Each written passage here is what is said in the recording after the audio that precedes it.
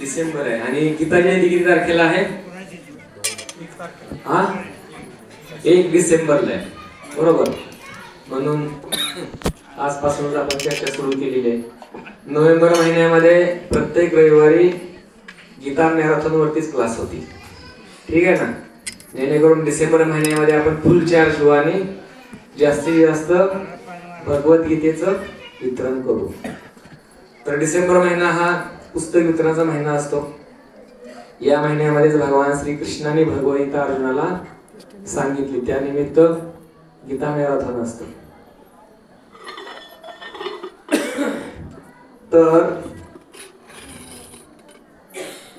या ठिकाणी बघा म्हटलेलं आहे की knowledge of scriptures is a transcendental. आणि पुढे काय म्हटलेलं आहे? Knowledge of books of this world is material. होय की नाही? काय ट्रान्सेंडेंटल आणि मटेरियल याच्यामध्ये काय फरक आहे? भगवद्गीता वाचन करणं आणि एखादी कादंबरी वाचन करणं याच्यामध्ये काय फरक आहे? दोन्ही ठिकाणी वाचण्याच्याच क्रिया आहेत, बरोबर ना. दोन्ही ठिकाणी वाचण्याची क्रिया आहेत, मग काय अंतर आहे? दोन्ही पुस्तकच आहेत. भगवद्गीतेपेक्षा जास्त वजनाचं एखादं मोठं पुस्तक तुम्ही वाचत असाल तर काय त्याच्यामध्ये जास्त नॉलेज आहे असं आहे का? दिव्य ज्ञान आणि भौतिक ज्ञान अशी ही दोन प्रकारची ज्ञान पद्धती आहे, बरोबर. सांगा, दिव्य ज्ञान म्हणजे काय? दिव्य ज्ञान म्हणजे जे आत्म्याशी रिलेटेड आहे. ज्यावेळी ते ज्ञान आत्म्याशी संबंधित सुरू होतं त्यावेळी त्याला काय म्हटलेलं आहे? दिव्य ज्ञान म्हटलेलं आहे. आणि ज्यावेळी ज्ञान हे केवळ पोट भरण्यासाठी आपल्याला मार्शन करत असतं त्या ज्ञानाला काय म्हटलेलं आहे? भौतिक ज्ञान म्हटलेलं आहे. बघा, मोठमोठे युनिव्हर्सिटीज असतात आणि त्यांच्या प्रॉस्पेक्ट वर लिहिलेलं असतं ज्ञान गंगा घरोघरी. काय लिहिलेलं असते? ज्ञान गंगा घरोघरी. मोठमोठे युनिव्हर्सिटीज आहेत आजकाल, आहे की नाही आजकाल?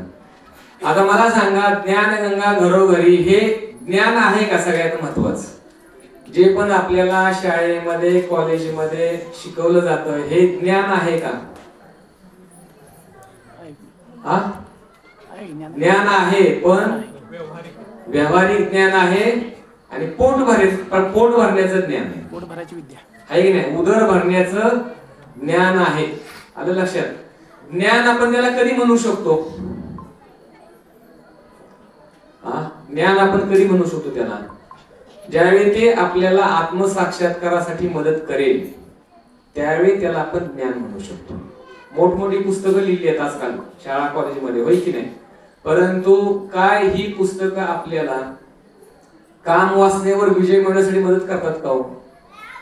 क्रोधावर विजय मिळवण्यास मदत करतात का? लोभावर, काम क्रोध लोभ मोह मद मत्सर या विकारावर विजय मिळवण्यासाठी मदत करतात का ही पुस्तकं? अजिबातच नाही.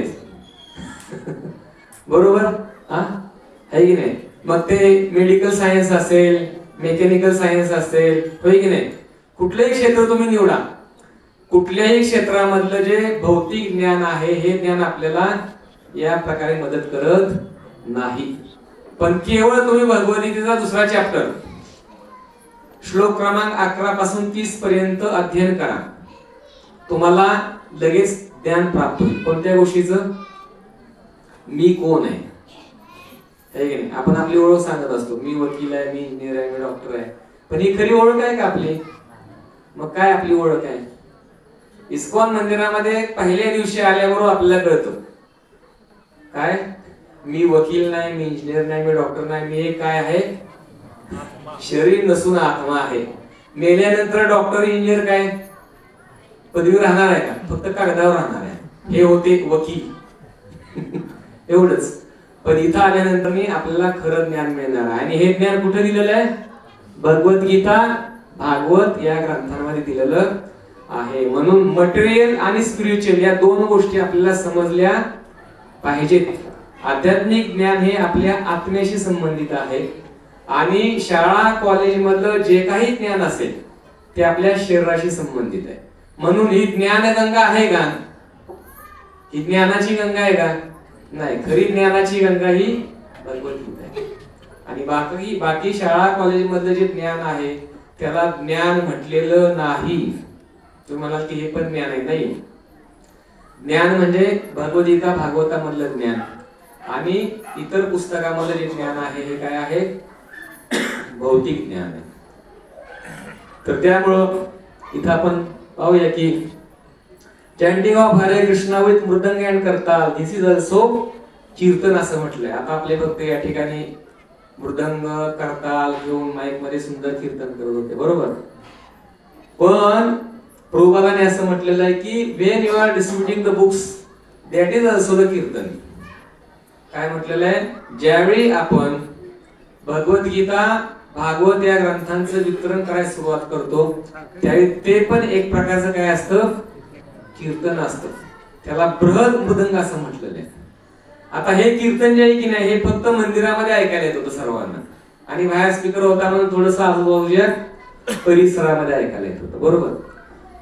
पण भगवद्गीता भागवताचं जे नॉलेज आहे आणि याचं वितरण आहे याचा आवाज केवळ एका व्यक्तीपुरता मर्यादित नाही, तर तो जो आवाज आहे तो संपूर्ण जगामध्ये जाणार आहे. म्हणून त्याला बृहद मृदंग असं म्हटलेलं आहे. मग बघा इथे म्हटलेलं आहे की materialistic person reads the newspapers, बरोबर, but the devotees reading Shrimad Bhagavatam. आणि हा फरक आहे. बाहेरची लोक न्यूज पेपर वाचत राहतात, बरोबर. काय काय नाव आहे न्यूज पेपरची? सकाळ आहे, संध्याकाळ आहे, दुपार आहे, अजून संध्यानंद आहे, महाराष्ट्र टाइम्स आहे, इंडिया टाइम्स आहे, होय की नाही. आणि या सर्व वर्तमानपत्रामध्ये काय बातम्या असतात सांगा? सांगा बातम्या. त्याच्यामधली नावं बदललेली असतात, बातम्या मात्र वर्षानुवर्षे त्याच आहेत, बरोबर आहे का? बरोबर आहे का मी म्हणतो ते? या ठिकाणी दरोडा पडला, या ठिकाणी बलात्कार झाला, या ठिकाणी ऍक्सिडेंट झाला, बरोबर, या ठिकाणी चोरी झाली. बातमी तीच आहे. राजकारणामधल्या सगळ्या घडामोडी पण त्याच आहेत, फक्त हेडिंग बदललेलं असतं, बरोबर ना. हेडिंग बदललं असतं. इंदिरा गांधीच्या ऐवजी आता नाव नरेंद्र मोदींचे, बरोबर, पण बातमी खाली तीच आहे, बरोबर. एकेकाळी ऍक्सिडेंट ह्यांचा झाला, परंतु आता ऍक्सिडेंट ह्यांचा झाला. बातमी काय आहे? तीच आहे, फक्त नाव बदललं, बरोबर. पण भक्त काय अध्ययन करतात? भगवद्गीता आणि भागवताचं अध्ययन करतात. तुम्ही म्हणा की मग याच्यामधले पण चॅप्टर्स काय बदललेले नाहीयेत, आहे की नाही? भगवद्गीतेमध्ये किती चॅप्टर्स आहेत? टोटल किती चॅप्टर आहेत? 18 अध्याय, बरोबर. किती श्लोक आहेत? 700 श्लोक आहेत. हा सिलेबस भगवान श्रीकृष्णांनी सांगितल्यापासून कधीही बदललेला नाही आणि बदलण्याची गरज पण नाही. पण शाळा कॉलेज मधलं फिजिक्स, केमिस्ट्री, मॅथ्स आपण जे काही शिकतो हे काळानुसार नॉलेज बदलत जातं. का बदलत जाते? कारण ते इम्परफेक्ट नॉलेज आहे, ते पूर्ण नॉलेज नाही. पण गीता भागवताचं जे ज्ञान आहे हे मात्र कसं सांगितलेलं आहे? परफेक्ट सांगितलेलं आहे. 4थ्या अध्यायामध्ये भगवान श्रीकृष्ण अर्जुनाला सांगतायत, काय सांगतायत? काय सांगतायत? अर्जुनाला जी गीता भगवानांनी सांगितली तीच गीता भगवान श्रीकृष्णांनी सूर्यदेव विवस्वानाला सांगितली होती. किती वर्षापूर्वी सांगितली होती? विवस्वानाला. अर्जुनाला गीता सांगितली 5000 वर्षापूर्वी, बरोबर ना. अर्जुनाला भगवद्गीता सांगितली 5000 वर्षापूर्वी. पण तीच भगवद्गीता भगवान श्रीकृष्णांनी सूर्यदेवाला सांगितली, ती किती वर्षापूर्वी सांगितली? लाखो वर्षांपूर्वी. आणि आपल्याकडे जो इतिहास आहे की नाही, हा इतिहास आजकालच्या तत्वज्ञानी लोकांना, साम्यवादी, समाजवादी ह्या लोकांना जे काही नॉलेज आहे की नाही, हे नॉलेज फक्त आणि फक्त 2000 वर्षापर्यंतच आहे, बरोबर ना. 2000 वर्षापर्यंत आहे. आणि भारतीय तत्वज्ञानी तथाकथित लोक ही सांगतात की आपल्याकडे 3000 वर्षापूर्वीचं नॉलेज आहे. पण गीता काय सांगते? गीता काय सांगते या ठिकाणी 4थ्या अध्यायामध्ये, इमं विवस्वते योगम प्रोक्तवान अहम अव्ययम विवस्वान मनवे प्राह मनुरिक्ष्वा कवे प्रवीण. लाखो वर्षापूर्वी हेच नॉलेज मी सूर्य विवस्वानाला सांगितलं होतं. आता विवस्वानाला सांगितल्यानंतर अर्जुनाला सांगताना काय चॅप्टर मध्ये चेंजेस केले का? हे नाही, त्यावेळेला मी हे सांगितलं होतं. आता काळ बदललेला आहे, थोडस ऍडव्हान्स लेवलवर तुला सांगतो. असं काय नाहीये. लक्षात, वैदिक शास्त्रामध्ये जे काही नॉलेज दिलेलं आहे हे ऍज इट इज असतं, त्याच्यामध्ये कुठलाही बदल होत नाही. अजून 10,000 वर्षांनंतर जर गीता सांगायची म्हटलं ना, श्रीकृष्णांनी अर्जुनाला सांगायचं म्हटलं तर तेच 700 श्लोक आणि तेच 18 अध्याय असणार. का बरं? तिथं का बदल होत नाही? कारण ते परफेक्ट नॉलेज आहे, तिथं बदल करण्याची आवश्यकता नाही. या जगामधलं जे जे ज्ञान आहे ते ज्ञान कसं आहे? बदलत जाणार आहे. त्यामुळं भगवद्गीतेमध्ये जे ज्ञान आहे हे ज्ञान कसं आहे? परफेक्ट आहे आणि त्याला अपौरुषेय असं म्हटलेलं आहे. अपौरुषेय म्हणजे काय? अपौरुषेय म्हणजे त्या ज्ञानामध्ये कोणत्याही प्रकारची त्रुटी नाही. अपौरुषेय कधी म्हटलं जातं? आणि इम्परफेक्ट नॉलेज कशाला म्हटलं जातं? ज्यावेळी व्यक्तीमध्ये 4 दोष असतात. कोणते 4 दोष आहेत व्यक्तीमध्ये सांगा?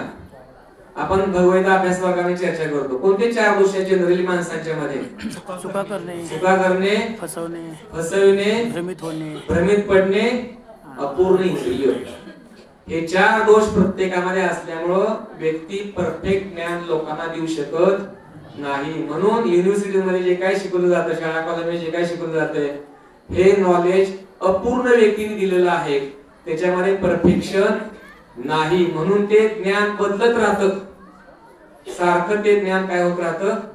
बदलत राहतं. परंतु हे ज्ञान मात्र कधीही बदलत नाही. म्हणून शुकदेव गोस्वामी परिषद महाराज सांगितलं, श्रोतव्यादीन राजेंद्र नृणां संधी सहस्त्रशः अपश्यताम आत्मतत्वम ग्रहेषु गृहमेदिना. राजा परिषद महाराज सांगताना शुकदेव गोस्वामी सांगतात की हे राजा, या जगामध्ये लोकांना श्रवणासाठी हजारो विषय, किती? हजारो विषय. आणि ह्याच्यामध्ये तर काय विचारू नका, ह्याच्यामध्ये किती विषय सांगा. युट्यूब ऑन केल्यानंतर ज्यावेळी तुम्ही बोटाने असं वर फिरवता ना, याचा कधी एंड लागलाय का सांगा तुम्ही युट्यूबचा? असं म्हटलंय की एक वेळेस समुद्राचा एंड लागेल, विहिरीचा पण लागेल, तलावाचा पण लागेल, पण ह्याचा एंड तुम्ही सकाळपासून संध्याकाळी नसला ना तरी तुम्ही बोट फिरवत राहा.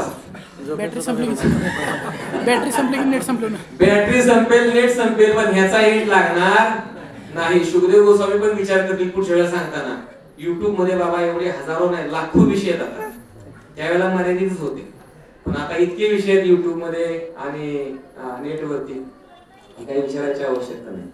त्याच्यामुळे हे ज्ञान नेहमी बदलणार आहे, पण आध्यात्मिक ज्ञान कधीही बदलणार नाही. म्हणून बघा या ठिकाणी म्हटलं आहे, तर वेदांवरील प्रत्येक शब्द, प्रत्येक श्लोक हे ज्ञान कसं आहे? अपौरुषेय.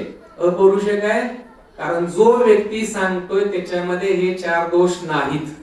कोणी सांगितलं हे ज्ञान सांगा? 4 वेद, 18 पुराण, 108 उपनिषद याचं लिखाण कोणी केलेलं आहे? व्यासदेवानी केलेलं आहे. व्यासदेव कोण आहेत?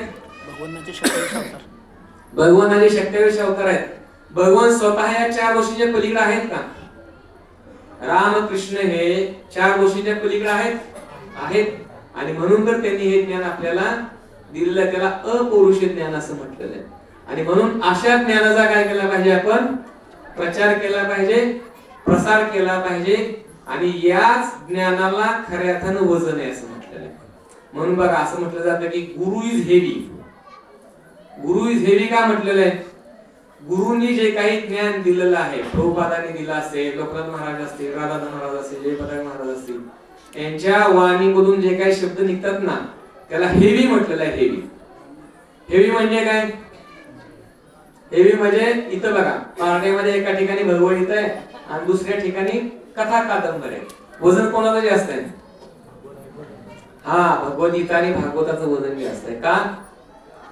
कारण हे नॉलेज अपौरुषीय आहे. याच्यामध्ये भौतिकतेचा स्पर्श झालेला नाही. आणि हे ज्ञान कसं आहे? दिव्य ज्ञान असल्यामुळे हे आपल्या आत्मकल्याणासाठी मदत करणार आहे. म्हणून बघा बऱ्याचदा लोक सांगतात की भगवद्गीता वाचले तर जरा बरं वाटतो, आहे की नाही. दुपारीच प्रभूजी माझ्यासमोर एक आले होते, साळुंके प्रभूजी आमचे नेहमीचे भेटणारे प्रभूजी आहेत. ते म्हटले की रोज प्रभूजी भगवद्गीता वाचायला सुरुवात केली, पहिल्यांदा वाचली, दुसऱ्यांदा वाचली, तिसऱ्यांदा वाचली, आता चौथ्यांदा सुरू केली वाचायला. हा, चौथ्यांदा का सुरू केली आहे?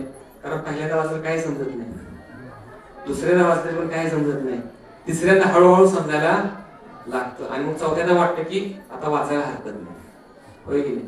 आणि ज्यावेळी आपण ते वाचत जातो त्यावेळी हळूहळू हळू त्याच्यातून गोष्टी आपल्याला काय होतात, रिव्हील होऊ लागतात. कारण भगवद्गीतेचं नॉलेज हे असं सहजासहजी समजण्यासारखं नाही. जर ते समजून घ्यायचं असलं कसं समजून घ्यायचंय, तद्विती प्रणिपातेन परिप्रश्नेन सेवया उपदेक्षन्ति ते ज्ञानम ज्ञानेन सत्वदर्शी.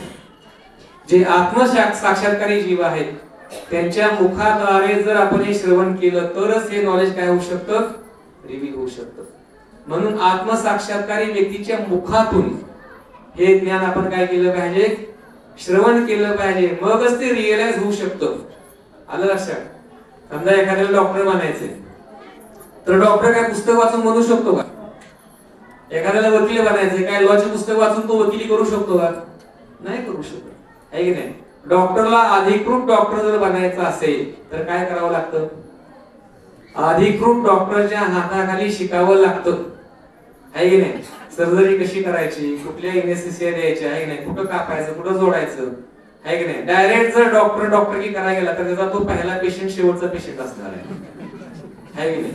त्याच्यामुळे डॉक्टरला सुद्धा डॉक्टरच्या मार्गदर्शनाखाली कार्य करावं लागतं, वकिलाला वकिलाच्या मार्गदर्शनाखाली राहावं लागतं, मग साधकाला आध्यात्मिक गुरुच्या मार्गदर्शनाखाली राहावं लागलं की नाही, राहावं लागेल, मगच ते नॉलेज काय होणार आहे, प्रकट होणार. तर म्हणून प्रभुपादांनी विशेष करून ग्रंथ वितरणावरती खूप जोर दिला. प्रभुपाद म्हटले की वर्षभरामध्ये आपण वेगवेगळ्या सेवेमध्ये संलग्न असतो, बरोबर, परंतु या वर्षामधील एक महिना मात्र हा ग्रंथ वितरणासाठी असला पाहिजे. आणि तो महिना कुठला असला पाहिजे, डिसेंबर महिना असला पाहिजे. का? कारण डिसेंबर महिन्यामध्ये भगवान श्रीकृष्णाने ही भगवद्गीता अर्जुनाला कुरुक्षेत्राच्या रणभूमीवर सांगितली आणि म्हणून त्या निमित्ताने संपूर्ण जगभरामध्ये गीता आणि भागवताचं वितरण झालं पाहिजे असं प्रभुपादांनी सांगितलं. तर प्रभुपाद सांगतात की हा जो ग्रंथ वितरणाचा आदेश आहे, हा आदेश प्रभुपादांना कोणी दिलेला आहे? प्रभुपादांनी काय आपल्या मनाचं सांगितलंय का की ग्रंथ वितरण करा?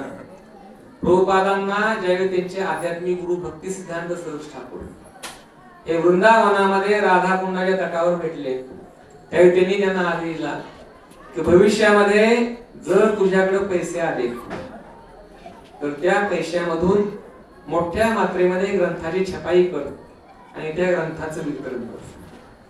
जर समजा भविष्यामध्ये पैसा आला नाही तर भक्ती सिद्धांत सरस्वती ठाकूरांनी प्रभुपादांना इथपर्यंतची आज्ञा दिली होती की आपण एवढी मोठमोठी मंदिरं बांधलेली आहेत, पण जर या मंदिरामध्ये लोक येत नसतील त्या मोठ्या मंदिरांचा उपयोग नाही. त्यांनी सांगितलं की या मोठमोठ्या मंदिरांचं मार्बल काढा, मार्बल काढून ते बाजारामध्ये विका आणि त्याच्यामधून ग्रंथाची छपाई करा आणि लोकांच्या पर्यंत ही पुस्तकं पोहोचवा.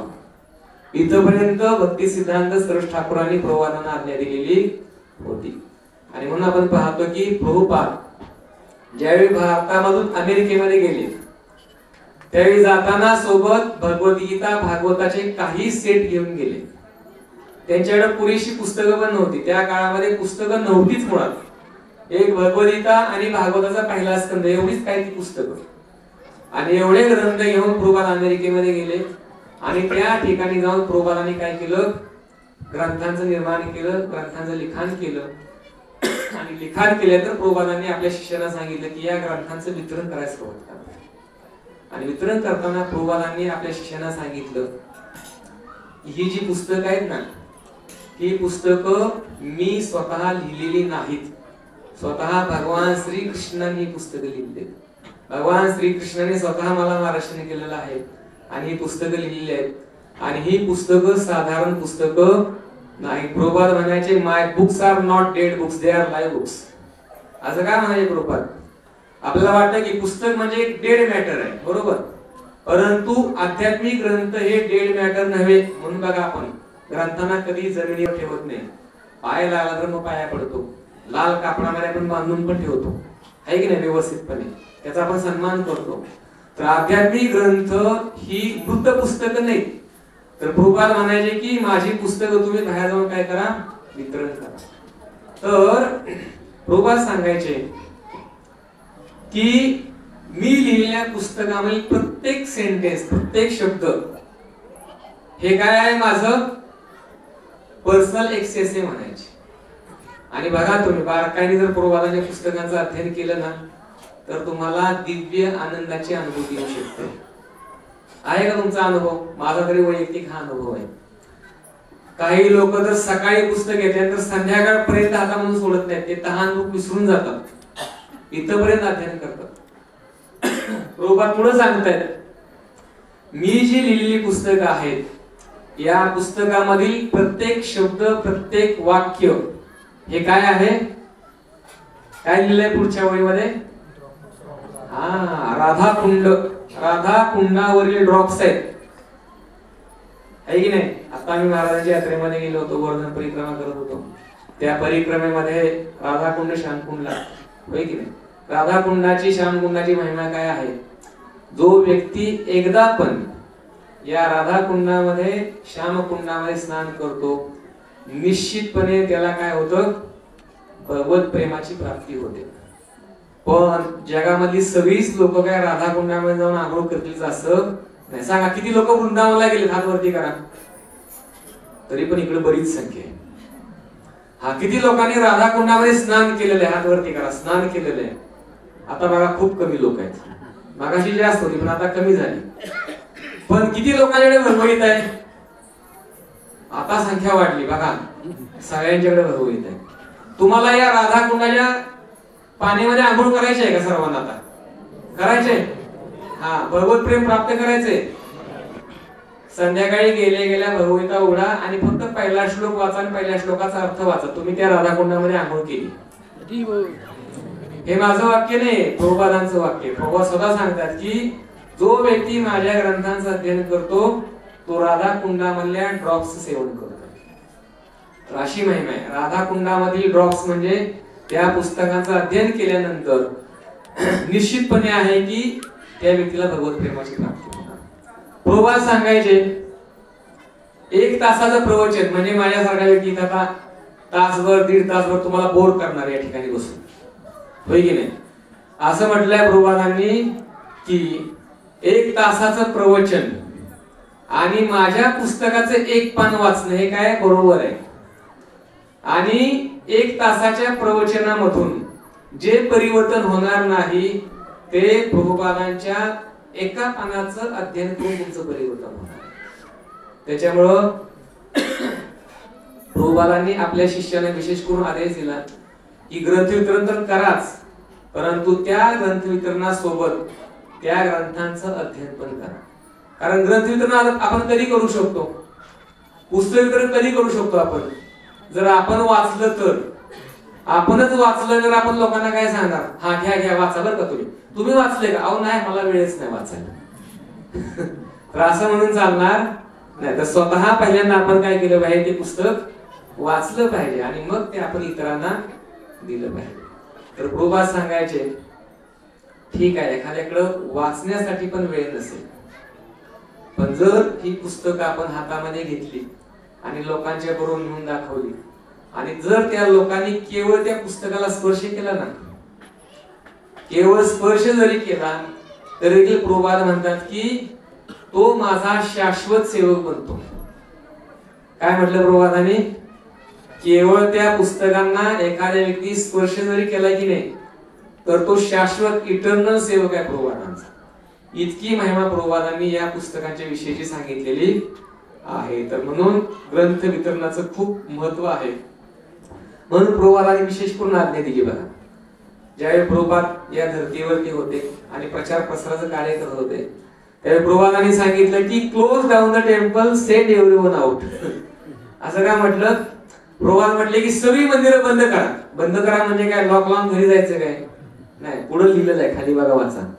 Regarding temple management, one man can be left behind to take care of the deity while others go out. म्हणजे काय, तर सगळ्यांनी मंदिराच्या बाहेर पडायचे, एका व्यक्तीने मंदिराला सांभाळण्यासाठी आतमध्ये थांबायचे. पूर्वी सर्व लोक मंदिरामध्ये राहत होते, गृहस्थ पण मंदिरामध्ये राहत होते आणि ब्रह्मचारी पण मंदिरामध्ये राहत होते. पूर्वीचे नियम वेगळे होते पूर्वाच्या काळात. त्या काळामध्ये सर्वच लोक मंदिरामध्ये राहून प्रचार करायचे. पण हळूहळू हळूहळू प्रचार वाढवू लागल्यानंतर मग गृहस्थ लोक बाहेर राहू लागली आणि ब्रह्मचारी लोकही मंदिरामध्ये राहू लागले. आणि मग या प्रकारे प्रचार कार्य सुरू झाले. तर प्रभुपादांनी सांगितलं या काळामध्ये की मंदिरामध्ये थोडेच ब्रह्मचारी ठेवा विग्रहांची सेवा करण्यासाठी, आणि बाकी सर्व भक्त काय होतील, बाहेर जातील आणि मोठ्या मात्रेमध्ये ग्रंथ वितरण करतील. तर हा जो आदेश आहे तो विशेष करून रेसिडेन्शियल डिवोटी साठी आहे.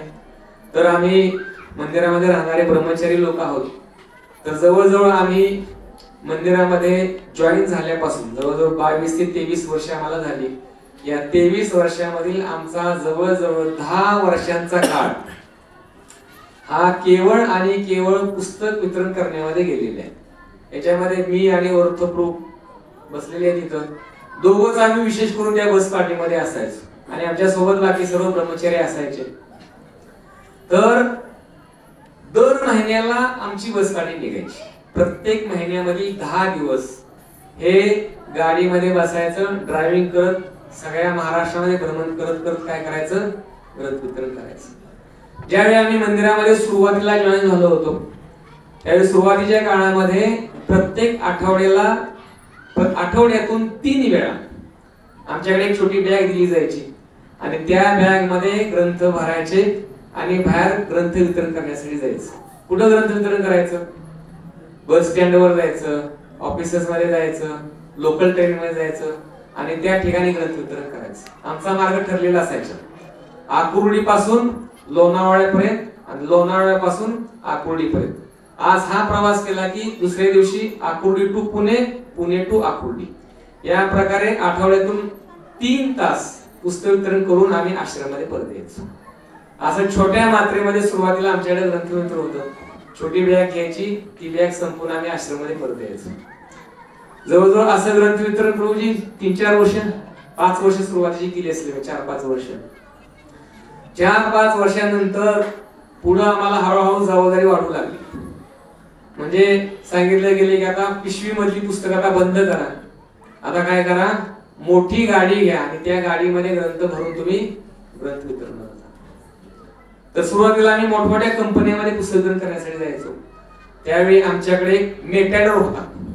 मेटॅडोर माहिती आहे का? मेटॅडोर, फोर्स मोटर्सचा मेटॅडोर. त्याच्यामध्ये पुस्तकं आम्ही भरायचो, कंपनीमध्ये जायचो आणि त्या ठिकाणी वितरण करायचो. मेटॅडोर नंतर मी गाडीची साईज वाढवू लागली, टेम्पो ट्रॅव्हलर आली. टेम्पो ट्रॅव्हलर मध्ये बुक्स भरायचो, ते घेऊन जायचो, पुस्तक वितरण करून यायचो. पुन्हा गाडीची साईज वाढली. गोपीनाथ मंदिराकडून आम्हाला एक निळी बस मिळाली, सेकंड हँड, टेम्पो ट्रॅव्हलर पेक्षा मोठी. ती गच्च भरायची, बाहेर जायचं, वितरण करून यायचं. नंतर तिच्यापेक्षा मोठी गाडी मिळाली. ती कोणती होती हो? टाटाची 907. हा, ते 6 टायरची गाडी होती, 907. त्यावेळी प्रभूजी आणि आम्ही 2 जण ड्रायव्हिंग साठी असायचो आणि ती गाडी पूर्ण गच्च भरली. गच्च भरल्यानंतर असं वाटलं की आता ही गाडी भरलेली खाली होणार की नाही, होय की नाही. सुरुवातीला आमच्याकडे छोटीच बॅग होती पुस्तक वितरण करण्यासाठी. नंतर ही गाड्यांची साईज वाढत गेली आणि आता ही सगळ्यात मोठी गाडी आणि आम्ही इंचार्ज असायचो बस पार्टीचे. आणि 1 महिन्यावर ग्रंथ वितरण करून मग गाडी रिकामी करून माघारी यायचं होतं. तर जवळजवळ ही गाडी भरल्यानंतर आम्ही मंदिरामधून गेटमधून बाहेर पडल्यानंतरच ग्रंथ वितरण करायला सुरुवात केली आणि आजूबाजूच्या दुकानामध्ये ग्रंथ वितरण करायला सुरुवात केली. आणि भरलेली गाडी आम्हाला पण विश्वास बसत नव्हता की ही भरलेली गाडी एका महिन्यात 2 महिने पण पूर्ण होईल असं वाटत नव्हतं. पण ही गाडी ओतूर गाव आहे मला, ओतूर मला वाटतं पुणे जिल्ह्यामधलं ओतूर, जुन्नरच्या इथं ओतूर गाव आहे. 15 दिवसामध्येच आमची ही संपूर्ण बस खाली झाली आम्हाला पण खरं वाटत नव्हतं की अरे खरंच बस खाली झाली काय. सगळे कंपार्टमेंट आम्ही आतमध्ये उघडून बघत होतो की खरंच पुस्तकं संपली काय. सगळी पुस्तकं त्या बसमध्ये संपलेली होती. परत गाडी आश्रमामध्ये घेऊन पुन्हा गाडी गच्च भरून दुसऱ्यांदा गाडी गच्च भरून परत ती गाडी पुढच्या 15 दिवसामध्ये संपवली. आणि जवळजवळ त्यावेळी जवळजवळ 7 ते 8 लाख रुपयांचं ग्रंथवितरण आमच्याकडून झालेलं होतं. तर आम्ही गावोगावी जाऊन या प्रकारे बस फिरवायचो. गावामध्ये मोठा बसवरती भोंगा असायचा, त्याच्यावरती रेकॉर्डिंग लावलेलं असायचं. आजकाल तर रेकॉर्डिंग कॉमन झालेलं आहे. भाजीपालावाला काय भंगारवाला पण रेकॉर्डिंग लावतोय. आज सकाळी भंगारवाला आला होता, गुरुजी हरे कृष्णा काय आहे का तुमच्याकडे. तर म्हटलं जगा ही आयडिया आम्ही 10 वर्षापूर्वी लॉन्च केली होती, पण आता आजकाल भंगारवाला पण लॉन्च करतो म्हटलं ही आयडिया. आणि ही आयडिया जोरात सक्सेसफुल झाली आमची त्यावेळेला. आम्ही ते गावाकडे शिंग वाजवतो बघा, ते शिंग वाजवलं जायचं 3 वेळा आणि मग पुढे आमची अनाउन्समेंट सुरू व्हायची. मग आम्ही बाजारामध्ये जत्रेमध्ये सगळ्या ठिकाणी जाऊन काय केलं, या प्रकाराचं वितरण केलं आणि अतिशय चांगला अनुभव आम्हाला आला.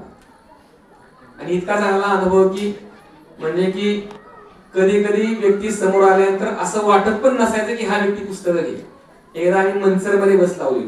मंचर नारायणगाव माहिती आहे सर्वांना, रोडला बस लावली. रोडला बस लावली, त्याचा फडका असा खाली पाडला आणि स्टॉलवर मी होतो आणि एक व्यक्ती त्या ठिकाणी आला. फुल टाईट त्याला रस्त्यावरून चालता पण येत नव्हतं. आला स्टॉलवरती आणि पुस्तकं बघू लागला. आणि पुस्तक बघितल्यानंतर आम्हाला वाटलं की हा दारू पिल्ला माणूस कधी पुस्तक घेणार आहे, नाही घेणार. तरी पुस्तक बघायला सुरुवात केली. मी त्याच्या हातामध्ये 10 रुपयाचं पुस्तक ठेवलं. 10 रुपयाचं पुस्तक ठेवलं. म्हटलं की 10 रुपयाला एक पुस्तक घेऊन जा म्हटलं. महाराज सगळी पुस्तकं काढा. मला पण आश्चर्य वाटलं, महाराज सगळी पुस्तकं काढा. घेणार आहे का म्हटलं सगळी पुस्तकं. अहो तुम्ही काढा तरी अगोदर म्हटला. आणि मग सगळी पुस्तकं काढली. आणि आश्चर्यकारक गोष्ट काय, त्यांनी एवढा मोठा बॉक्स भरून पुस्तक घेतली, पण असं वाटलं की पैसे येणार की नाही बाबा. म्हणलं याचं एवढं बिल झालेलं आहे. महाराज सगळ्या पुस्तकांचे पैसे आहेत. लगेच खाटकीने त्यांनी नोटा काढल्या, मोजून हातावर ठेवल्या. म्हणलं कोणासाठी घेऊन चाललंय. माझ्यासाठी नाही महाराज. मग कोणासाठी. माझ्या पोरांसाठी. म्हणलं देवाने चांगली बुद्धी दिली. तर पुस्तकं तुम्हाला नसली वाचायची तरी पण घरामध्ये घेऊन ठेवा. ही पुस्तकं कमीत कमी आपली पोरबाळ तरी भविष्यामध्ये वाचतील. तर इतका सुंदर अनुभव आम्हाला येत होता पुस्तक वितरण करताना की आश्चर्यकारक त्या पुस्तकं या बसमधून बाहेर पडायची. म्हणून प्रभूने सांगितलं बघा, my books are not dead books, they are live books. असं काय म्हटलेलं आहे. तर प्रभूपादांची जी पुस्तकं आहेत ना, ही पुस्तकं मृत पुस्तकं नाहीत, जिवंत पुस्तकं आहेत. आणि ही स्वतःहूनच बसमधून बाहेर पडायची. एकदा आम्ही एका गावामध्ये पुस्तक वितरण झाल्यानंतर रात्रीच्या 10-10:30 वाजले. सगळी लोक झोपली आणि म्हटले की आता चला आपण बस काढू. ड्रायव्हिंग मी करत होतो आणि ड्रायव्हिंग करत असताना गाडी उडत चाललेली होती आणि गावामधून गाडी बाहेर निघाल्यानंतर एक 3-4 किलोमीटर होती गाडी आली. आल्यानंतर पाठी मागून एक 2 व्हीलर वाला आमच्या गाडीचा पाठलाग करू लागला आणि इतक्या जोरात तो येत होता. मला वाटलं की आता बहुतेक काहीतरी गडबड होणार आहे. मागनं अप्पर टिप्पर करत चाललेला होता तो. आणि आला आणि आमच्या बसला ओव्हरटेक करून गाडी आडवी समोर लावली. आडवी समोर आता कोण लावतं जास्ती करून, पोलीस लोक लावतात, होय की नाही. म्हटलं की आता बहुतेक 2 रट्टे मिळतात की काय म्हणलं आपल्याला, किंवा आपल्यातल्या कोणीतरी काय घोळ केलाय का काय म्हणून. गाडी आडवी लावली. गाडीचा दरवाजा बंद होता. जोराने दरवाजा वाजवला आणि दरवाजा वाजवून तो आतमध्ये आला. म्हटलं अहो महाराज मागणं किती मी अप्पर टिप्पर देतो, हॉर्न देतो, गाडी थांबवायची ना. म्हटलं काय समस्या काय झालं. अहो म्हटला तुमची गाडी बघून मी घरी गेलो आणि घरनं मी पैसे घेऊन आलो, मला तुमची सगळी पुस्तकं घ्यायची गाडीतली. म्हणजे गाडी आम्ही गावातून बाहेर काढल्यानंतर सुद्धा मागणं पाठलाग करत लोक येत होती आणि गाडीमध्ये पुस्तकं येत होती. त्या माणसाने पण एवढा मोठा बॉक्स, म्हणजे की गाडीमध्ये जेवढी पण पुस्तकं आहेत ना व्हरायटीची, ही सर्व पुस्तकं घेतली आणि सर्व पुस्तकं घेऊन तो गेला. म्हटलं मी तुमचं एकच पुस्तक वाचलेलं आहे आणि ते पुस्तक वाचून इतका प्रभाव माझ्या जीवनावरती झालेला आहे, म्हटला की मला तुमची सगळी पुस्तकं आहेत. त्यांनी सगळी पुस्तकं जेवढी पण गाडीमध्ये होती ती घेतली आणि घरी गेली. तर असे अनेक अनुभव आहेत, अनेक अनुभव प्रोजी पुढच्या वेळेला क्लासमध्ये सांगतील, त्याच्याशिवाय राहिलेले काही अनुभव. तर इतके सुंदर सुंदर अनुभव पुस्तक वितरण करताना आम्हाला येत होते.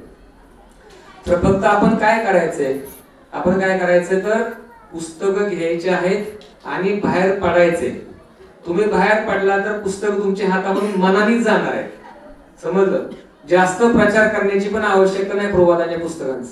केवळ तुम्ही बाहेर पडा, ग्रंथ वितरण सुरू करा, बघा पुस्तक कशा प्रकारे जात आहे. तर पुढं प्रभा सांगतात की these books are so potent that anyone who reads them is sure to become Krishna conscious. So it is a very valuable service to distribute our books. तर प्रभा म्हणतात की बघा प्रभाताच्या पुस्तकांची क्रांती. भगवद्गीता हे आपलं ग्रंथ आहे की प्रभाने लिहिलेला सगळ्यात जास्त खपलेली भगवद्गीता. गिनीज बुक मध्ये याचं रेकॉर्ड आहे, सगळ्यात जास्त खपलेली भगवद्गीता. आणि आमचं आता निगडीचं मंदिर आहे, हे देखील एक वर्ल्ड रेकॉर्ड करणार आहे यावर्षी. यावर्षी निगडी मंदिराने टार्गेट घेतलंय की यावर्षी 50,000 महापीक पुस्तकांचं वितरण करायचं टार्गेट ठेवलेलं आहे. तर म्हणून हा नोव्हेंबर महिना केवळ पुस्तक वितरणावर चर्चा होणार आहे. तर त्यांनी ठरवलं आहे की 7 ते 8,000 लोकांना एकत्र बोलून गीता रिसायटेशन करायचं. तर या अगोदर भोपाळमध्ये 3,500 लोकांना एकत्र बोलवून गीता रिसायटेशन केलेलं होतं. पण यावेळी निगडी मंदिराने हा प्रोजेक्ट हातामध्ये घेतलेला आहे आणि हे रेकॉर्ड करायचं ठरवलं आहे. तर 7 ते 8,000 लोकांना एकत्र बोलवून भगवद्गीतेचा 15वा अध्याय, ठराविक अध्यायाचं रिसायटेशन होणार आहे. तर त्याच्यामध्ये एंट्री फी ठेवलेली आहे. त्याच्यामध्ये मोठ्या मात्रेमध्ये लोक सहभागी होऊन गीता रिसायटेशन करणार आहेत. तर प्रभुपादांचं पुस्तक असं आहे, जो पण कोणी वाचतो हे पुस्तक त्याच्या जीवनामध्ये 100% बदल होतो. म्हणून सामान्य लोकांच्या प्रवचन तर ऐकलं पाहिजे, ऐका निश्चितपणे, काय प्रश्न नाही. परंतु जास्तीत जास्त ग्रंथ अध्ययनावर भर द्या. जेवढा आपण ग्रंथ अध्ययन करू, मनामध्ये असणाऱ्या शंका, कुशंका, प्रश्न याच्यामधून सर्वांपासून आपल्याला काय होऊ शकतं, मार्गदर्शन मिळू शकतं. बऱ्याच वेळेला लोक आमच्याकडे येतात आणि म्हणतात की प्रभूजी मी ग्रंथ अध्ययन करायला सुरुवात केल्यापासून ज्या पण वेळेला जीवनामध्ये काय समस्या येते, प्रभुपादांच्या पुस्तकाला हात लावला, पुस्तक वाचायला सुरुवात केली की जीवनामध्ये जी काय समस्या आहे त्या समस्येचं सोल्युशन त्या पुस्तकामध्ये त्याला प्राप्त होतं. तर असं अनेक लोकांचं मत आहे. आणि इस्कॉन मध्ये जेवढी पण लोक आलेली आहेत ना, तर ही लोक जवळजवळ 80 ते 90% ही लोक प्रभुपादांची पुस्तकं वाचून आलेली आहेत. मी स्वतः भगवद्गीता वाचून इस्कॉन मध्ये आलेलो आहे. मला कोणीही प्रचार केलेला नाही. पहिल्यांदा माझ्या हातामध्ये प्रभुपादांची भगवद्गीता लागली आणि मग मी इस्कॉन जॉईन केलेलं. आणि ही भगवद्गीता पण कशी लागली हातामध्ये, माझी इच्छा होती की भगवद्गीता वाचायचं, ज्ञानेश्वरी वाचायची, ही पुस्तकं वाचून ज्ञान प्राप्त करायचं. एक दिवस सहज आमच्या चुलत भावाच्या घरी गेलो होतो आणि बसलो होतो गप्पा मारत. गावाकडे लोक गप्पा मारत असतात दुसऱ्याच्या घरामध्ये जाऊन, आणि त्याच्या कपाटामध्ये मला त्या ठिकाणी भगवद्गीता दिसली. अरे म्हटलं ही भगवद्गीता आणली, तू वाचतोस का काय? तर तो म्हटला की नाही, मला एका मित्राने गिफ्ट दिलेली आहे. तो म्हटला तुला वाचायचे का? हो म्हटलं मला वाचायचे. ते म्हटलं वाचायला. पुस्तक वाचायला घेतलं आणि त्यानंतर आज मी भगवद्गीतेवर या ठिकाणी तुम्हाला मार्गदर्शन करतो. तर ही कमाल आहे या पुस्तकांची. तर त्यामुळे ग्रंथ अतिशय महत्वाचे आहेत. पुढे बघा काय सांगितलेलं आहे. तर प्रभुपादांनी आपल्या शिष्यांना आदेश दिला की बुक शुड बी पब्लिश्ड. तर पुस्तकांचं पब्लिकेशन झालं पाहिजे, मोठ्या मात्रेमध्ये त्याचं छपाई झाली पाहिजे आणि मोठ्या मात्रेमध्ये याचं वितरण पण झालं पाहिजे. आणि प्रभुपादांनी सांगितलं की बुक्स आर द बेसिस. तर आपली जी संस्था आहे ही ग्रंथांचं वितरण करण्यावरतीच आधारित आहे. त्यामुळे जास्तीत जास्त मात्रेमध्ये आपण काय केलं पाहिजे, या ग्रंथाचं वितरण केलं पाहिजे. प्रभुपादांनी 4 तत्व सांगितलेत आपल्याला. कोणती 4 तत्व सांगितलेत? पहिला आहे बुक्स आर द बेसिस. आपली जी संस्था आहे ही पुस्तकांवरती आधारित आहे. जर पुस्तकं नसतील तर ही संस्था पुढे जास्त काळ चालणार नाही. म्हणून पुस्तकांचं जास्त महत्व सांगितलेलं आहे. त्यानंतर पुढं बुक्स आर द बेसिस. त्यानंतर प्युरिटी इज द फोर्स.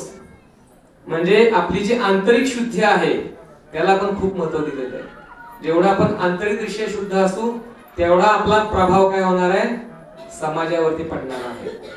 तिसरं तत्व सांगितलं युटिलिटीज प्रिन्सिपल, म्हणजे प्रत्येक गोष्ट भगवंताच्या सेवेमध्ये कशी वापरायची हे आपण शिकलं पाहिजे. आणि शेवटची गोष्ट आहे preaching is the essence.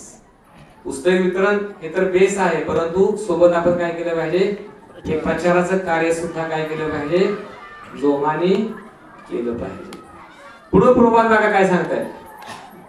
Prabhupada म्हणतात की whenever I get report of my book selling I feel strength. म्हणजे प्रभुपाद म्हणतात की ज्यावेळी मी पुस्तक वितरणाचा रिपोर्ट ऐकतो त्यावेळी प्रभुपादांना पण शक्ती मिळायची. तर प्रभुपाद स्वतः सांगतात if you want to please me please distribute my books. प्रभुपादांनी मला जर खरं प्रसन्न करायचं असेल तर माझ्या पुस्तकांचं काय करा, मोठ्या मात्रेमध्ये वितरण करा. Regarding book sales figures please endeavour in this way, this is the only solace of my life. म्हणजे प्रभुपाद म्हणतात की इथंच मला खरं तर समाधान मिळतं पुस्तकांचं वितरण केलं तर. When I hear that my books are selling so nicely, I become energetic like a young man. तर प्रभुपादांचं वय किती होतं, 70 वर्ष वयाचे. प्रभुपाद 17व्या वर्षी भारत सोडून अमेरिकेमध्ये गेले आहे की नाही, आणि प्रचार कार्य सुरू केले. इथं 70 वर्ष वयाचे किती लोक आहे सांगा, हातवरती करा. 70च्या पुढं 1 2 3 3 लोक बघा. यांना आता खाली बसायला पण येत नाही, यांना बसण्यासाठी चेअर लागते. पण प्रभुपाद वयाच्या 17व्या वर्षी मालवाहू जहाजामधून गेले कुठं, अमेरिकेला, आणि त्या ठिकाणी जाऊन प्रचार कार्य सुरू केलं. 12 वर्षामध्ये, केवळ 12 वर्षामध्ये 108 मंदिरं बांधली.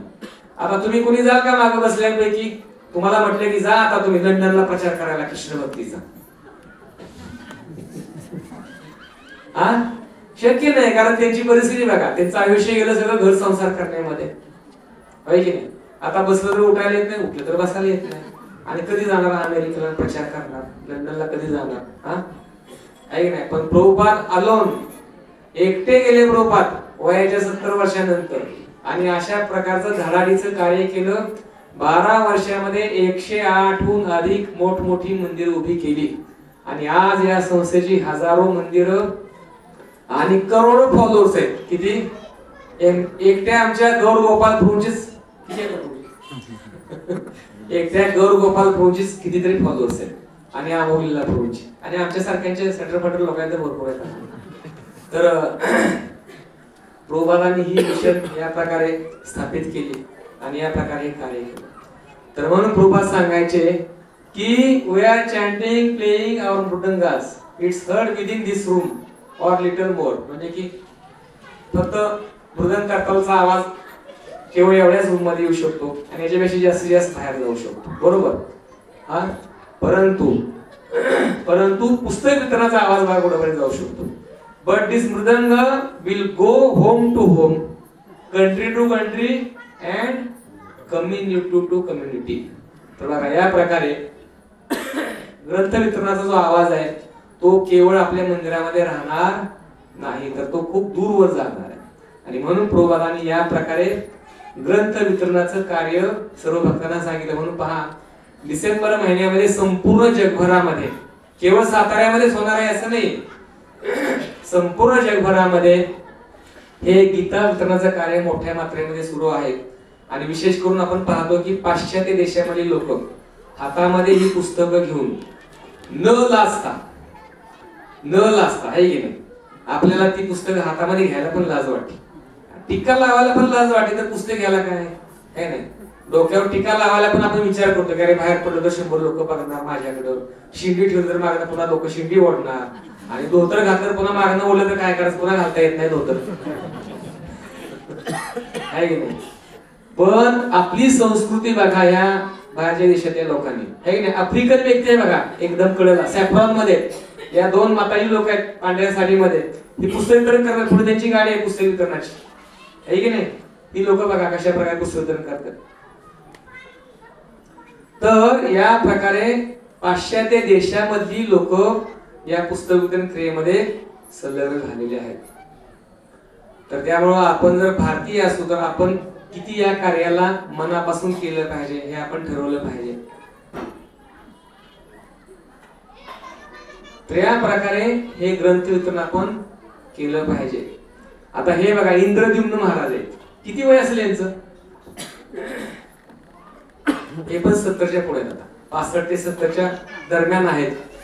या वयात सुद्धा इंद्रद्युम्न महाराज धडाडीचा प्रचार कार्य करतायत आणि सोबत हातामध्ये ग्रंथ घेऊन वितरण करतायत. इकडे बघा, हे पण बघतायत. हा,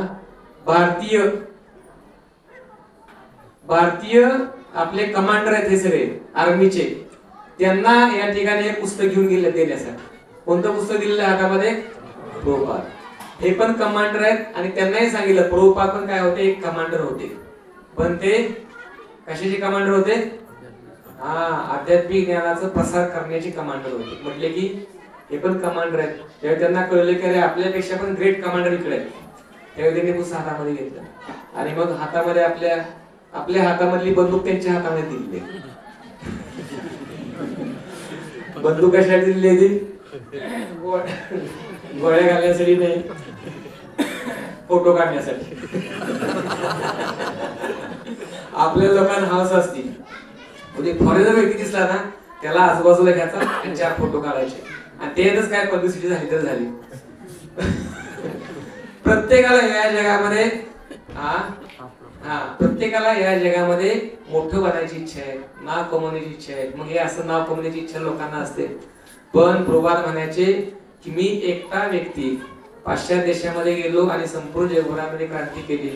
भारतामधील प्रत्येक व्यक्तीने जर हे ज्ञान मनावर घेतलं तर प्रत्येक व्यक्ती या प्रकारचं काय करू शकतो? प्रचाराचं कार्य करू शकतो आणि या प्रकारे हा आपला धर्म वाढवू शकतो. तर प्रभुपादांच्या काळामध्ये या प्रकारे मोठमोठ्या बस होते. आणि बघा ही सर्व लोक, याच्यामध्ये भारतीय कोण दिसते का तुम्हाला? कार्य आपल्या संस्कृतीचं आहे, आपल्या धर्माचं आहे, पण जबाबदारी कोणी घेतली बघा? कोणी घेतलेली आहे? सगळे फॉरेनचे लोक आहेत. आणि हे लोक काय करतात? गीता भागवताचं वितरण करतात मोठ्या मात्रेमध्ये. म्हणून प्रभुपाद म्हणायचे, काय म्हणायचे? Have you distributed a book today? काय म्हटलंय? खूप महत्वाचं वाक्य आहे.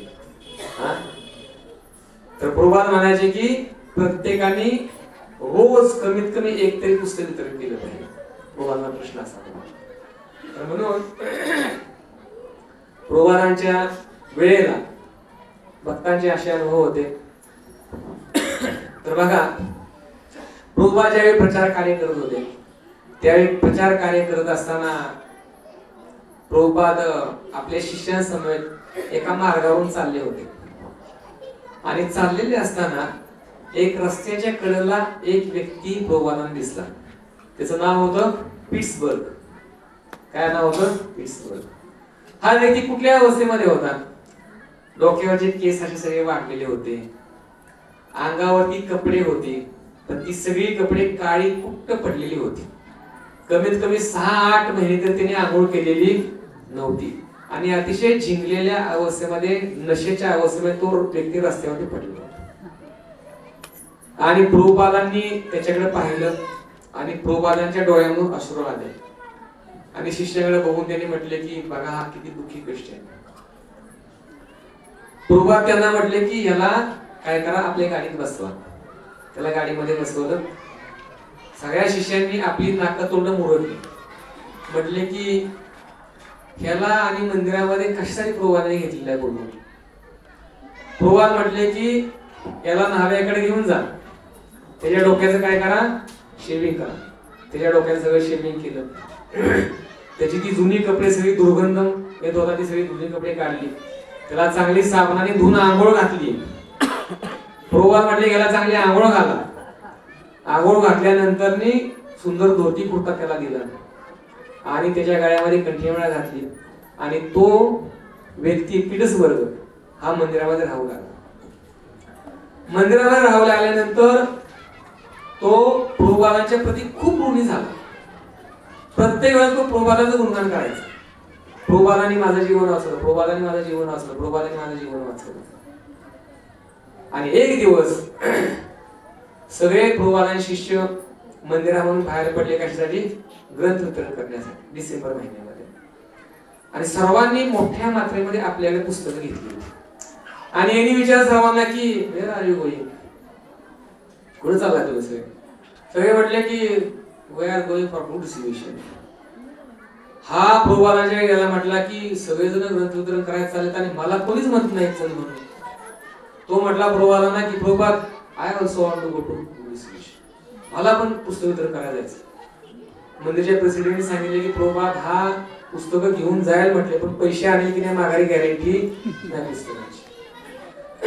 प्रभुपाद म्हटले की नाही याला पण तुम्ही काय करा सोबत घेऊन. सगळ्यात जास्त पुस्तकं यांनी घेतली आणि सगळ्यांनी डोक्याला हात लावला आणि म्हटले की हा घेऊन चाललाय पुस्तकं वितरण करायला परंतु हा पुस्तक वितरण करेल पण हे आणलं की नाही काय गॅरंटी.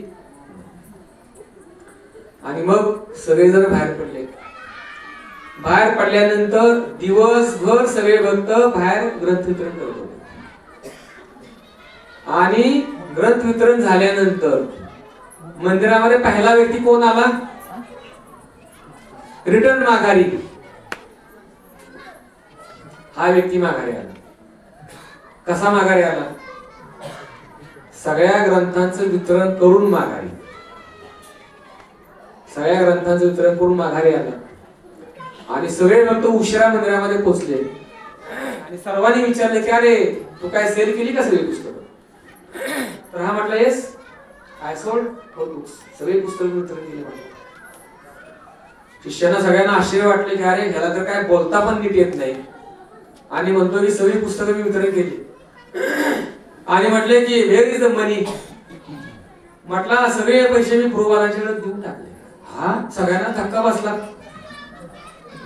आणि सगळ्यात जास्त पैसे याचे होते. सगळ्यात जास्त पैसे सगळ्यात जास्त ग्रंथ वितरण यांनी केलेलं होतं. आणि याची संध्याकाळी मीटिंग घेतली सगळ्यांनी. म्हटले की तू काय प्रचार केलास? यांनी पुस्तक सुद्धा उघडलं होतं. तो म्हटला मी एका चौकामध्ये उभा राहिलो, पुस्तकं हातामध्ये पकडली आणि केवळ एकच वाक्य म्हणत होतो. काय? प्रभुपाद. त्याला ते प्रभुपाद पण म्हणता येत होतं. प्रभुपाद प्रभुपाद असं चोचरं बोलतो ना मनुष्य एखादा, तसं तो चोचरं बोलत होता आणि चौकामध्ये उभा राहून प्रभुपाद प्रभुपाद प्रभुपाद एवढंच फक्त म्हटलं. आणि त्याची सगळी पुस्तकं थोड्याच वेळेमध्ये संपली आणि सगळ्यात पहिल्यांदा आश्रम मध्ये हा व्यक्ती आला. कशी गेली पुस्तकं ही सांगा? कशी गेली? प्रभुपादांची पुस्तक कशी आहेत? जिवंत पुस्तक आहेत. Not dead books, live books आहे की नाही? इथं मोठ्या योग्यतेची आवश्यकता नाही. तुम्ही इंजिनिअरिंग केलं पाहिजे, मेडिकल केलं पाहिजे किंवा मोठी डिग्री प्राप्त केली पाहिजे, मार्केटिंगची काय आवश्यकता नाही. फक्त गुरूंची कृपा असेल तर व्यक्ती हे कार्य करू शकतो. एके ठिकाणी आमचे एक भक्त ट्रेन मध्ये पुस्तक वितरण करत होते. भरपूर पुस्तक त्यांच्या सोबत होती आणि ही वितरण करत असताना त्या बोगीमध्ये एका पण व्यक्तीने पुस्तकाला हात नाही लावला. मग त्या बोगीमध्ये एक मोठा मार्केटिंग ऑफिसर होता. तो आपल्या ब्रह्मचार्यांना बोलवतो, म्हणतो की सगळी पुस्तकं माझ्याकडे द्या, कशी वितरण करायची ही मी तुम्हाला शिकवतो म्हटला. काय म्हटला? कशी वितरण करायची ही मी शिकवतो. आणि भक्त आमचे नम्र होते, त्यांनी सगळी पुस्तकं त्याच्या हातामध्ये दिली आणि त्यांना असं वाटलं की हा काहीतरी आपली स्किल वापरून, मोठा ऑफिसर म्हटल्यानंतर काहीतरी स्किल वापरून हा पुस्तकं फटफट फटफट काहीतरी वितरण करेल. आणि सगळी पुस्तके घेतली आणि तो पुस्तक वितरण करायला सुरुवात करू लागला. आश्चर्याची गोष्ट काय, सकाळपासून हा वितरण करत होता, संध्याकाळपर्यंत एक पण पुस्तक त्याच्याकडून गेलं नाही. कोण होता हा? मार्केटिंग ऑफिसर होता मोठा. एकही पुस्तक गेलं नाही आणि आमचे भक्त त्याच्याकडे बघून हसत होते, अरे त्याच्यामुळे एकही पुस्तक गेलं नाही. आणि मग त्या ब्रह्मचारी पुस्तकं रिटर्न घेतली. त्यांनी हात जोडले, म्हटले की ही पुस्तकं मी नाही विकू शकत, सॉरी म्हटला आणि हात जोडून निघून गेला. हात जोडून निघून जातो ना जातो तेवढ्यात एक व्यक्ती समोरून आला. हरे कृष्ण म्हटला, हे पुस्तक आहे का तुमच्याकडे? पुस्तक आहेत का? दाखवा म्हणे सगळी पुस्तकं. आणि सगळी पुस्तकं बघितली आणि त्या मार्केटिंग ऑफिसरच्या समोरच आमच्या ब्रह्मचार्यावर सगळी पुस्तकं त्यांनी घेतली आणि त्यांनी तोंडात बोट घातली की मार्केटिंग ऑफिसर बने. म्हटलं की अरे मी दिवसभर प्रयत्न केला, एक पण पुस्तक वितरण करू शकलो नाही, पण यांच्या हातून सगळी पुस्तकं एकाच मिनिटामध्ये गेली. तर पुस्तक वितरण कोण करू शकतो? हा हे पुस्तक वितरण कोण करू शकतो? ज्याच्यावर गुरूंची आणि प्रभुपादांची कृपा आहे, तोच व्यक्ती ही पुस्तकं वितरण करू शकतो. आलं लक्षात. एकदा एक भक्त ईशोपनिषदचं पुस्तक वितरण करत होते. हा फॉरेन कंट्री मधला प्रसंग आहे. आणि पुस्तक वितरण केलं आणि पुस्तक वितरण झाल्यानंतर काय झालं बघा. एक कपल होतं आणि या कपल मध्ये पुस्तक वितरण व्हायच्या आधीचा प्रसंग, दोघांच्या मध्ये वाद झाला. वाद इतका विकोपाला गेला की तो डिवोर्स पर्यंत गेला. दोघांनी पण ठरवलं की आता आपण एकत्र राहू शकत नाही, आपल्याला डिवोर्स घेणं आवश्यक आहे. दोघांनी पण आपली घरं बदलली. हा इकडे राहू लागला, ही इकडे राहू. आणि दरम्यानच्या काळामध्ये काय झालं की त्या काळामध्ये एक भक्त त्या परिसरामध्ये हे पुस्तक वितरण करत होता, ईशोपनिषद. आणि पुस्तक वितरण करत असताना बरोबर दोघांच्या पण हातामध्ये हे पुस्तक पोहोचलं. मेल फिमेल दोघांच्या पण हातामध्ये पुस्तक गेलं. पुस्तक गेल्यानंतर दोघांनी पण हे पुस्तक वाचलं. दोघांनी पुस्तक वाचल्यानंतर दोघांना पण रिअलाइज झालं. काय रिअलाइज झालं? दोघं पण विचार करू लागले की अरे याच्यामध्ये खरं तर माझी चूक आहे. म्हणजे जो व्यक्ती होता त्याला पण फील वाटायला आलं की माझी चूक आहे, आणि जी स्त्री होती तिला पण वाटायला आलं की याच्यामध्ये माझी चूक आहे. आणि पुरुषाला कळलं की आपली चूक आहे, आपण जाऊन काय करू, क्षमा मागू. मग ती कुठं राहिलेल्या त्यांनी ऍड्रेस शोधला आणि त्या ऍड्रेसवर तो पोहोचला. पोहोचल्यानंतर त्यांनी हात जोडले, माफी मागितली आणि तिने विचारले की तुझ्यामध्ये हा बदल कसा काय घडला. तर त्यांनी बॅग मधनं पुस्तक काढलं आणि ईशोपनिषद दाखवली. आणि स्त्री म्हटली ती सॉरी, माझ्याकडून बऱ्याच चुका झाल्या, मला पण तू क्षमा कर. हा म्हटला की तुझ्यामध्ये हा बदल एवढा कसा काय झाला. तिने पण बॅग मधनं पुस्तक काढलं, ईशोपनिषद. दोघांनी एकामेकाला पुस्तक दाखवलं आणि दोघंही पुन्हा एकत्र राहू लागले. म्हणजे की डिवोर्स वर गेलेलं प्रकरण सुद्धा काय होऊ शकतं, थांबू शकतं. कोर्टामध्ये, कचेऱ्यामध्ये पोलिसाकडे जाण्याची आवश्यकता नाही, वकिलाकडे जाण्याची आवश्यकता नाही, पैसे भरायची पण आवश्यकता नाही. हे पैसे खायला बसलेले आहेत, है नाही. आजकाल बाहेरचे सल्लागार जे आहेत ना, हे सल्लागार नसून गल्लागार करणारे आहेत. तुमचा गल्लागार करणारे लोक आहेत. त्याच्यामुळं ही पुस्तकं जास्त महत्वाची. एक प्रसंग आहे पुण्यामधील शनिवार वाड्यावरचा. या ठिकाणी आपल्या पुण्यामधल्या भक्तांनी स्टॉल लावला होता. भगवतीचा स्टॉल लावला होता मॅरेथॉन मध्ये. आणि हा स्टॉल लावलेला असताना एक व्यक्ती त्या ठिकाणी आला आणि त्यांनी तो स्टॉल पाहिला आणि स्टॉल पाहून तो पुढे निघालेला असताना मागणं भगवतीता भगवतीता भगवतीता फक्त 200 रुपये 200 रुपये 200 रुपये अशी अनाउन्समेंट चालू होती. आणि पुढे चाललेला होता. चाललेला असताना तो माघारी फिरला आणि विचार करू लागला की आपण चाललोच पुढं, तर जाता जाता भगवतीता घेऊन. आणि तो माघारी वळला आणि त्या स्टॉल वरून भगवतीता त्यांनी घेतली. आता तो पुढे कशात चालला होता, पुढे जाऊन त्याला त्या पुढच्या ब्रिज वरनं उडी खाली टाकून आत्महत्या करायची होती. त्यांनी विचार केला की आत्महत्या करण्याआधी गीता वाचून आपण जाऊया. कोणाला पण असं काय वाटलं तर कमीत कमी गीता वाचा जायच्या आधी. भगवद्गीता वाचा, भागवत वाचा आणि मग नंतर काय असेल ते करा. आणि आत्महत्या पण करताना सुद्धा अशा ठिकाणी करा. कुठं करा माहितीये, करू नका त्याच्यामुळे शॉर्ट व्हिडिओ काढून पाठवू नका. त्याचा करायची असेल तर प्रयागला करू शकता. ठीक आहे, प्रयाग हे अधिकृत स्थान आहे. काय हा चालला होता, जाता जाता त्यांनी विचार केला की वाचूया, मग नंतर दुसऱ्या दिवशी आपण हा कार्यक्रम पूर्ण करूया. भगवद्गीता घेतली, घरी गेला आणि अक्षरशः त्यांनी वाचायला सुरुवात केली. रात्री बसला होता वाचायला, सूर्य उगवेपर्यंत गीता वाचून पूर्ण झाली.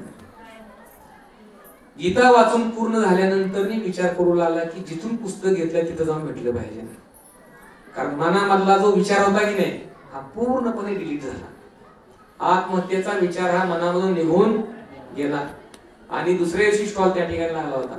भक्तांच्याकडे गेला आणि म्हटला की काल मी तुमच्याकडून ही भगवद्गीता घेतली, खरं तर तुमचा जर स्टॉल इथं काल नसता तर आज माझी काय होती, म्हणजे घरामध्ये फोटो लागला असता. हा गेला बाबा आमचा. हा तर या भगवद्गीतेमुळे काय झालेलं आहे, माझ्या जीवनाचं रक्षण झालेलं आहे. आणि मग त्यांनी त्या ठिकाणी धन्यवाद व्यक्त केले. तर हे खरं उदाहरण आहे बरं का NVCC मंदिराचं.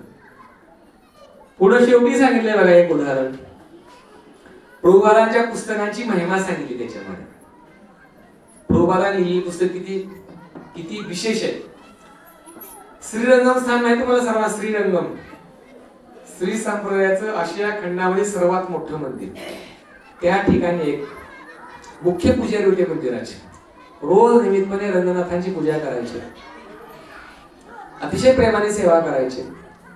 एकदा साक्षात रंगनाथ भगवान विष्णू त्या पुजाऱ्याच्या स्वप्नामध्ये आले आणि त्या पुजाऱ्याला म्हटले, जर तुला तुझ्या आध्यात्मिक जीवनामध्ये अजून अधिक प्रगती करायची असेल, अजून खोलवर काय जाणून घ्यायचं असेल, तर काय सांगितलं बघा रंगनाथ भगवंतांनी. म्हटले इस्कॉन मध्ये जा, अभय चरणारविंद भक्तिवेदांत स्वामी प्रभुपादांनी दिलेलं चैतन्य चरितामृत आहे ते घे आणि त्याचं वाचन कर, तुला अजून अधिक माहिती त्याच्यामध्ये प्राप्त होईल. आणि भगवत प्रेम काय असतं ते त्या पुस्तकामध्ये स्वामी प्रभुपादांनी वर्णन केलं. जा म्हटले अधिक माहितीसाठी. तर स्वतः भगवंतांनी सुद्धा रिकमेंड केलेली आहेत प्रभुपादांची पुस्तकं. प्रभुपादांनी तर केलेली काय प्रश्न नाही, पण स्वतः रंगनाथांनी सुद्धा काय केलेली आहेत, ही पुस्तकं रेकमेंड केलेली आहेत. त्याच्यामुळं या ग्रंथांचं वितरण करण्याची संधी ही या डिसेंबर महिन्यामध्ये आपल्याला प्राप्त झालेली आहे. तर प्रभुपादांनी सांगतायत, काय सांगतायत बघा, thank you very much for your sincere endeavours to distribute my books. तर आपण अधिक अथक प्रयत्न काय केले पाहिजेत, या ग्रंथ वितरणाचं ग्रंथवितरण करण्यासाठी आपण प्रयत्न केले पाहिजेत. If you continue with such desire and determination, Krishna will give you all strength to increase more and more. जर आपण हे कार्य मनावर घेतलं तर भगवंत काय करतील, आपल्याला निश्चितपणे शक्ती प्रदान करतील. तर सगळ्यात महत्त्वाचं आपण आपले प्रयत्न लावले पाहिजे. प्रयत्नासोबत आपल्याकडे दृढ निश्चय पण असला पाहिजे. तर शब्द दिसत नाही, तर डिटर्मिनेशन असलं पाहिजे. जर डिटर्मिनेशन नसेल तर आपण हे नाही करू शकणार, बरोबर. तर सगळ्यात महत्त्वाचं डिटर्मिनेशन असलं पाहिजे. दृढ निश्चय नसेल तर ही गोष्ट शक्य नाही. आणि सोबत सगळ्यात महत्त्वाची गोष्ट, वेगवेगळ्या नवीन आयडिया पण आपण काढल्या पाहिजेत पुस्तकवितरण करण्यासाठी. तर नवनवीन आयडिया काढून आपण या ग्रंथांचं वितरण करू शकतो. तर बघा आता या आयडिया आहेत आपल्याकडे. तर कोणकोणत्या आयडिया बघा. आता आपण हातामध्ये पुस्तकं घेतल्यानंतर कुठे आपण जाऊ शकतो, महाराणावर जाऊ शकतो का पुस्तक वितरण करायला सांगायची, तर पुसळा आहेत फक्त, हा नाही ना, काय होणार नाही की नाही. तर त्या ठिकाणी काय पुस्तक कोणी घेणार नाही. कुठे गेलं पाहिजे, ज्या ठिकाणी गर्दी, विशेष करून मार्केट प्लेस आहे की नाही, बाजारपेठेमध्ये आपण गेलं पाहिजे. त्या ठिकाणी ही पुस्तकं लोकांना दाखवली पाहिजेत आणि त्या पुस्तकांची माहिती दिली पाहिजे. निश्चितपणे लोक पुस्तकं घेतील. पुढे सांगितलं आहे काय, शॉप टू शॉप, म्हणजे की ही या प्रकारची पद्धती आम्ही अवलंबलेली होती. आम्ही या प्रकारे ग्रंथ वितरण करत होतो. म्हणून हे या ठिकाणी मी सांगतोय, दुकानामध्ये जाऊन सुद्धा आपण चांगल्या प्रकारे ग्रंथांचं वितरण करू शकतो. पुढे सांगितलेलं आहे हाऊस टू हाऊस, म्हणजे प्रत्येक घरामध्ये सुद्धा जाऊन आपण काय करू शकतो, या ग्रंथांचे वितरण करू शकतो. त्यानंतर पुढची गोष्ट, प्रत्येकाने कमीत कमी किती गीतं घेतल्या पाहिजेत मला सांगा. वर्षभरामध्ये तुम्ही किती लग्नाच्या कार्यक्रमामध्ये, वाढदिवसाच्या कार्यक्रमामध्ये, वर्षभराच्या कार्यक्रमामध्ये जाता सांगा. वर्षभरामध्ये किती, कमीत कमी किती, 10 ते 15 आहे ना, 10 ते 15 ठिकाणी आपण जातो. आणि काहीतरी गिफ्ट घेऊन जातो ना आपण, त्या लोकांना जातो ना, काहीतरी गिफ्ट घेऊन जातो. त्या बदल्यात आपण भगवद्गीता घेऊन जाऊ शकतो का, घेऊन जाऊ शकतो आहे की नाही. तर कमीत कमी माझी अशी इच्छा आहे की प्रत्येकाने जर 10 गीता घेतल्या तर आज या ठिकाणी किती लोक आहेत, 200 लोक आहेत. ठीक आहे, 200 लोक आहेत, बरोबर. 200 गुणिले 10 किती झाल्या, 2000. म्हणजे सातारा इस्कॉनचा स्कोर केवळ तुम्ही गिफ्ट म्हणून जरी गीता घेतल्या की नाही तरी पण एवढा होणार आहे. आणि बाकीचा ह्या सर्व गोष्टी जर आपण केल्या तर खूप मात्रेमध्ये ग्रंथ वितरण हे होऊ शकतं. ठीक आहे. तर कमीत कमी 10 तरी भगवद्गीता घेतल्या पाहिजे. तर शेवटी मी मेन्शन केलं 5 तरी कमीत कमी घेतल्या पाहिजे, पण 5 नाही कमीत कमी 10 घ्या. तर गिफ्ट म्हणून आपण देऊ शकतो. त्याचबरोबर आपल्या नातेवाईकांना फोन करू शकतो, बाबा तुमच्याकडे भगवद्गीता आहे का? गीता मॅरेथॉन चालू आहे, गीता जयंती या महिन्यामध्ये आहे, नसेल घेतली गीता तर त्यांना आपण भगवद्गीता त्या ठिकाणी देऊ शकतो. त्यानंतर पुढं ट्रेनमध्ये बसमध्ये पण या प्रकारचं ग्रंथ वितरण आपण करू शकतो. ज्याच्याकडे स्किल आहेत, बसमध्ये जायचं, बसमध्ये लोक बसलेले असतात, हातामध्ये पुस्तक घ्यायची आणि अनाउन्समेंट करायची. 5 मिनिटाची अनाउन्समेंट केली, पुस्तकाची माहिती सांगितली की पटापट लोक हातामध्ये पुस्तकं घेतात पाहण्यासाठी. आणि त्यापैकी कमीत कमी 5 ते 10 लोक तरी पुस्तक घेतात. आमची ही पद्धत होती. ट्रेनमध्ये बसमध्ये आम्ही जायचो ना, जायचं आणि अनाउन्समेंट करायची, पुस्तकाची माहिती सांगायची. माहिती सांगितली की त्याच्यामधले कमीत कमी 5-10 लोक पुस्तक घ्यायचे. तर या प्रकारची ही सर्व स्किल्स आहेत. या प्रकारे आपण ग्रंथ वितरण करू शकतो. तर प्रत्येकाने कमीत कमी 10 तरी भगवद्गीता घेतल्या पाहिजेत. नंतर आपण ऑफिसेस मध्ये सुद्धा काय करू शकतो, पुस्तक वितरण हे करू शकतो. तर या प्रकारे या ग्रंथांचं वितरण हे मोठ्या मात्रेमध्ये होऊ शकतं. तर असं म्हटलेलं आहे की प्रभुपादांचे ग्रंथ आहेत, हे ग्रंथ टाइम बॉम्ब आहेत असं सांगितलेलं आहे. तुम्ही घाबराल की अरे याच्यामध्ये काय टाइम ठेवलाय का तुम्ही? तर टाइम बॉम्ब याचा अर्थ काय आहे, तर ही पुस्तकं घरामध्ये ठेवल्यानंतर ही पुस्तकं टाइम बॉम्ब प्रमाणे कसं कार्य करतात. तर टाइम बॉम्बला एक विशिष्ट वेळ असते, बरोबर? ती विशिष्ट वेळ आली की काय होतो, त्या बॉम्बचा स्फोट होतो. तसं भगवद्गीता, भागवत आणि प्रभुपादांनी दिली जवळजवळ 80हून अधिक पुस्तक आहेत. याच्यामधलं एक जरी पुस्तक आपण आपल्या घरामध्ये ठेवलं असेल आणि जर ते पुस्तक घरामधल्या कुणी एखाद्या व्यक्तीने वाचलं तर ते पुस्तक काय करू शकतं, प्रचंड मोठी क्रांती व्यक्तीच्या जीवनामध्ये करू शकतं का? इस्कॉन मध्ये जवळजवळ 90% लोक ही प्रभुपादांची पुस्तकं वाचूनच इस्कॉन मध्ये आलेली आहेत. त्याच्याबद्दल मी एक स्वतःचं उदाहरण आहे. आणि अजून एक उदाहरण सांगू का? सांगू? त्यांनी तर पुस्तक पण वाचलं नाही. सांगू का? बघा आता सांगतो. उकिरड्यावरती ईशोपनिषद पुस्तकाचं कव्हर, आतला गाभा पण नाही बरं का, पुस्तक नाहीच आहे, वरचं कव्हर मागचं कव्हर आणि त्याच्यावर फक्त इस्कॉनचा ऍड्रेस. आणि ती व्यक्ती उकिरड्यावरती कचरा टाकायला गेली. पूर्वी गावाकडे उकिरडी असायची माहिती ना, कचरा टाकायची. उकिरड्यावर कचरा टाकायला गेल्यानंतर मी ते कव्हर पुस्तकाचं मिळालं. ते हातामध्ये घेतलं आणि वाचायला सुरुवात केली तर आतमध्ये काहीच नव्हतं, फक्त वर लिहिलं होतं ईशोपनिषद आणि श्री विष्णूचं चित्र आहे बघा, मागा आनंद विशेष आहे. आणि मागच्या पानावरती थोडीफार माहिती होती आणि थोडे मंदिरांचे ऍड्रेस होते. ते जपून ठेवलं. देवालयामध्ये पूजा पण सुरू झाली त्याची. देवालयामध्ये पूजा सुरू झाली आणि ही व्यक्ती नंतर पुढे भविष्यामध्ये मुंबईमध्ये गेली. मुंबईमध्ये गेल्यानंतर त्या पुस्तकाच्या पाठीमागे ऍड्रेस लिहिलेला होता, आंतरराष्ट्रीय कृष्ण भावना संघ इस्कॉन जूहू. ते मंदिर त्यांनी शोधून काढलं. बघा कव्हर किती काम करतंय, मग आतमधला गाभा किती काम करते विचार करा. ऍड्रेस शोधून काढला, मंदिरामध्ये नियमितपणे जाऊ लागल्यानंतर नियमितपणे जाऊ लागले. हळूहळू हरिनाम जप सुरू झालं आणि 16 माळा करू लागले. किती? 16 माळा करू लागले. कव्हर बघा कसं काम करते. 16 माळा करू लागले. हळूहळू नातेवाईकांच्या फोर्समुळे पोलीस मध्ये भरती पण झाले. पोलीस मध्ये भरती होऊन 10 वर्ष नोकरी पण केली. 10 वर्षानंतर इस्कॉन मध्ये रेग्युलरली हळूहळू येऊ लागले आणि विचार करू लागले की आपल्याला आता पूर्ण वेळ मंदिरामध्ये जॉईन व्हायचं आहे. आणि मग त्यांनी पूर्ण आयुष्य आपल्या मंदिरामध्ये देऊन टाकलं आणि ते पुढे भविष्यामध्ये ब्रह्मचारी बनले. आणि आज जवळजवळ त्यांना 25 वर्ष झाली. ते ब्रह्मचारी म्हणजे श्रीमान विपिन भाई. तर पुस्तकाचं कव्हर आपलं कसं काम करतं, तर मग आतमधला गाभा आहे तो किती मोठं काम करेल याचा तुम्ही विचार करा. आणि त्यानुसार मग आपण सर्वांनी मिळून ही तयारी करू शकतो.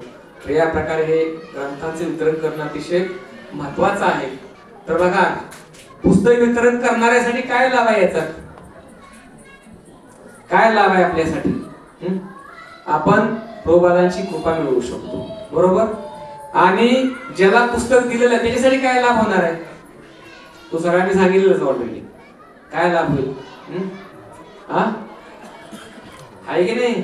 खूप मोठा लाभ होईल. वाचणाऱ्या व्यक्तीसाठी काय लाभ होतो हे सर्व गोष्टी मी तुम्हाला आता प्रवचनात सांगितले. तर वितरण करणाऱ्यासाठी पण लाभ आहे आणि त्याचं अध्ययन करणाऱ्या व्यक्तीसाठी सुद्धा लाभ आहे. तर म्हणून या सेवेमध्ये सर्वांनी उत्साहाने सहभागी व्हायचं आहे. हरे कृष्ण. हा तर छोटासा व्हिडिओ आहे ग्रंथ वितरणाचा, तर तो व्हिडिओ आपण आता पाहूया.